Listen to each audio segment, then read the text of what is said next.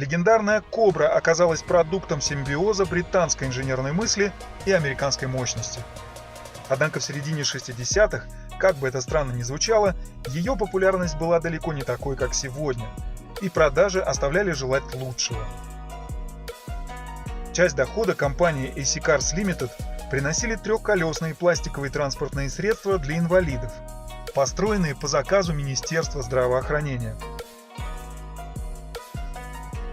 Однако 65-летняя родословная производителя высококлассных спорткаров, побеждавших в гонках, делала свое дело, позволяя оставаться на плаву.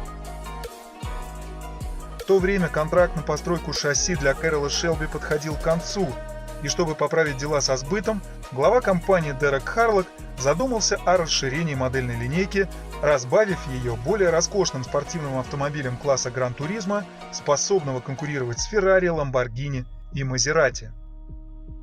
На небольшом заводе в Темс-Диттоне команда приступила к разработке новой концепции. Уже в 1964-м в поддоке Лимана засветился прототип с открытым верхом MA200. Однако в серию он не пошел, так как Харлок был уверен, что в успешную и проверенную годами формулу надо добавить третий ингредиент – итальянский дизайн. На самом деле подобная тенденция использования американских двигателей на европейском шасси к этому моменту уже достигла пика. AC немного припозднилась, присоединяясь в этом плане к британским Дженсон, Бристоль и Гордон Кибл.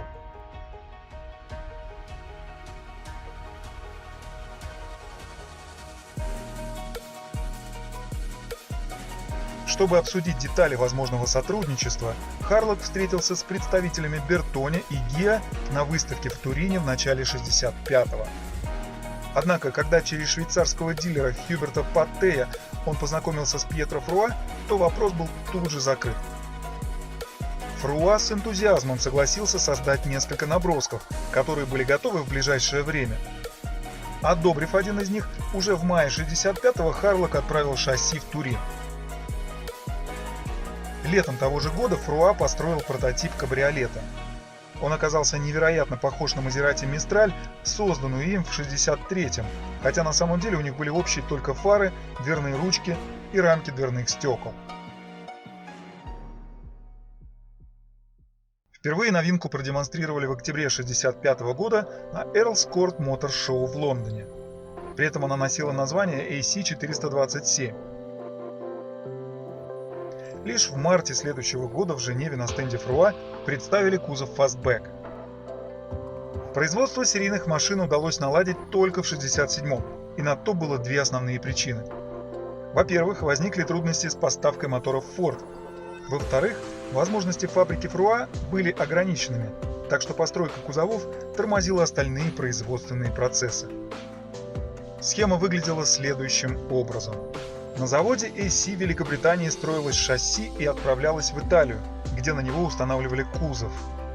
После этого конструкция возвращалась обратно, где на нее ставилась трансмиссия, интерьер и устранялись некачественные сварочные работы итальянских мастеров. Всего Фруа было поручено построить первые 50 автомобилей, а кузова поставлял субподрядчик Maggiora.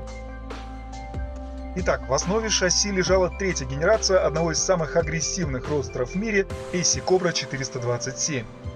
Ее базу удлинили на 150 мм, но конструкция независимых передней и задней пружинных подвесок на двойных поперечных рычагах и дисковыми тормозами Гирлинг по кругу перекочевала с прародителя. Главным изменением стала замена фордовского двигателя объемом 427 кубических дюймов на V-образную восьмерку 428 дюймов, который был дешевле чуть ли не в 2 раза. В то время этот силовой агрегат устанавливался на Ford Galaxy и в специальной модификации Police Interceptor выдавал 345 лошадиных сил. Крутящий момент передавался на задние колеса через дифференциал Salisbury Power Lock.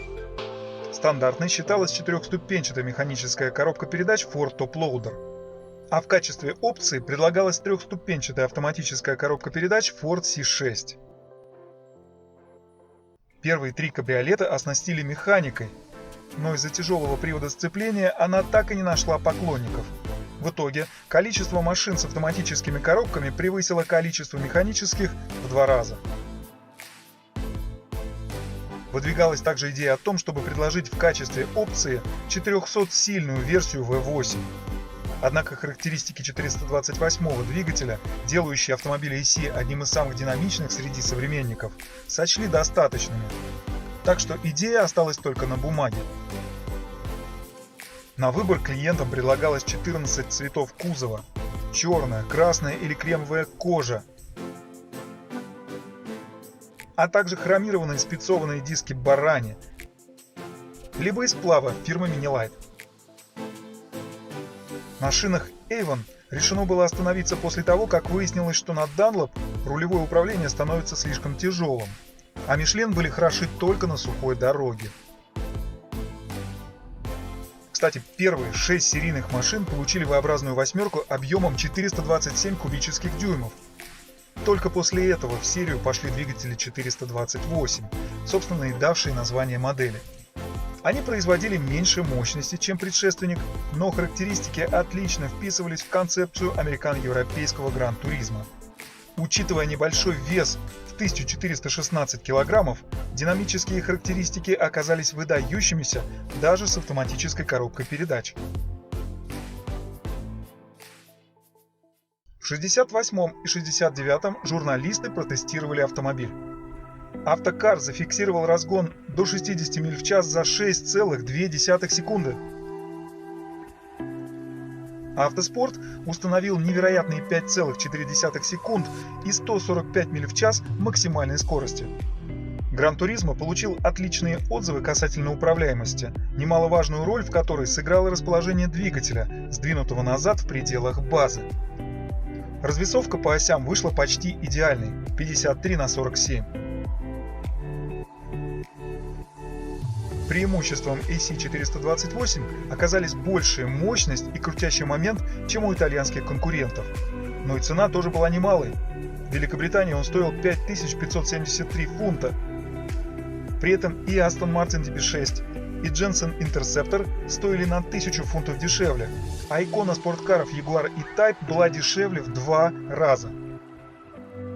Чтобы популяризировать модель 428, еще до начала производства удалось даже вывести ее на малый экран. Кабриолет-прототип получил недолговечную роль в популярном сериале «Мстители», где за рулем его сидела канадская актриса Линда Торсон в роли спецагента Тары Кинг. На деле прототип сильно отличался от будущей серийной версии. Конструкция кузова имела другую структуру, под капотом установлен двигатель меньшего объема 6,2 литра и укороченная рулевая рейка. Среди известных владельцев 428 оказались частный гонщик Формулы-1 Роб Уокер, который заменил свой Facel 2 на кабриолет, а также барабанщик группы The Who Кит Мун, у которого был поздний фастбэк.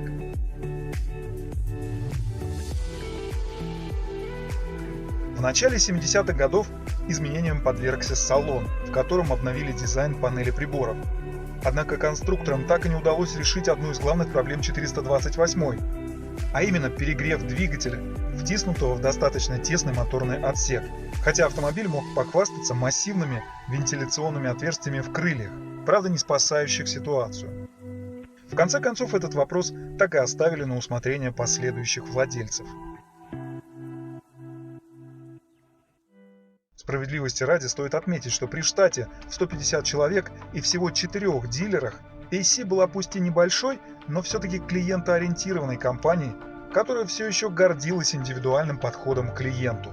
Например, она могла настраивать ходовые качества и управляемость 428 модели в соответствии с пожеланием каждого покупателя. К сожалению, проект 428, испытав сложности на первых этапах своей жизни, не стал успешным и в период активного производства. Многоходовая схема сборки стала настоящим логистическим кошмаром. Забастовки работников сталелитейной промышленности в Италии в 69-м и 70-м тоже не помогали развитию бизнеса. Доходило до того, что на заводе в Темс-Диттоне в течение недели не удавалось собрать и 2 автомобилей. К тому же, когда первые машины попали в руки владельцев, выяснилось, что им не хватает роскоши, на которую они рассчитывали. Интерьер получился довольно аскетичным и осознанно предлагался только в двухместном исполнении. Тот же Jensen Interceptor, используя ту же схему с американским мотором, предлагал клиентам больше комфорта в салоне. Однако AC делал упор на мощность и ускорение, за которые, собственно, клиент и должен был переплачивать. Увы, по достоинству оценить все эти качества современники не пожелали, о чем и говорила статистика продаж. Всего же с 1965 по 1973 годы был построен 81 автомобиль, из них 51 купе и 30 кабриолетов. По оценкам специалистов, до наших дней сохранилась 61 единица.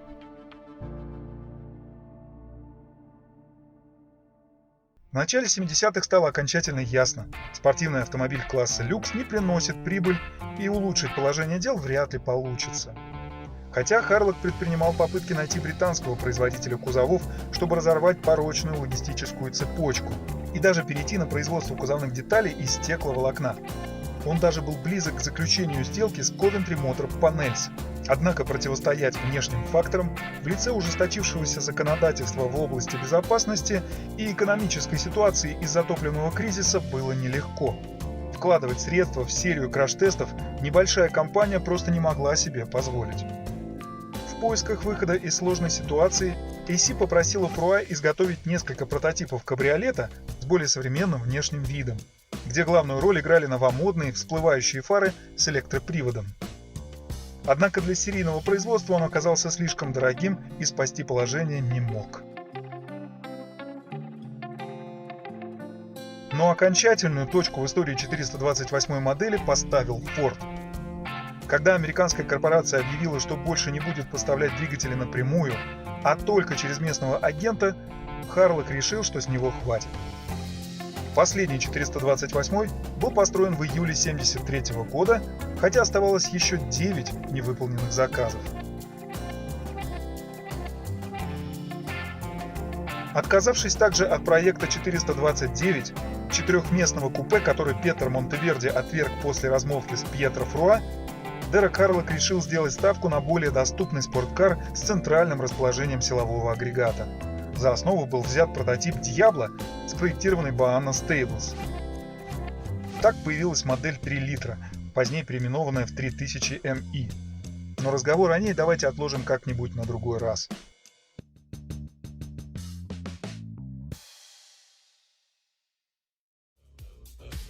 А вот и причина выхода сегодняшнего видео. Это белый AC428 с автоматической коробкой передач.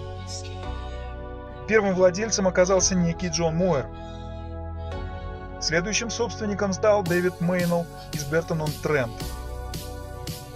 А в 1996 он был экспортирован из Великобритании в Соединенные Штаты и вернулся на родину только в 2009.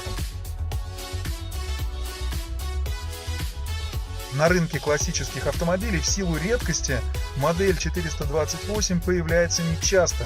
В настоящее время цены на купе в хорошем состоянии составляют в среднем около 120 тысяч долларов.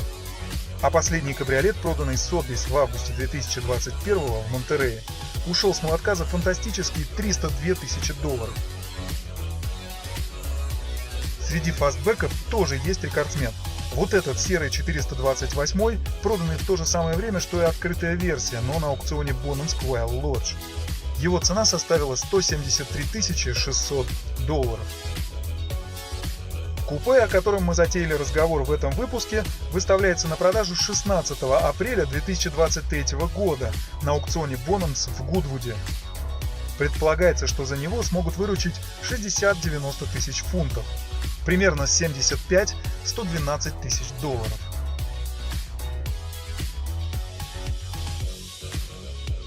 А на сегодня это все. Спасибо, что листаете авторхивы. До встречи.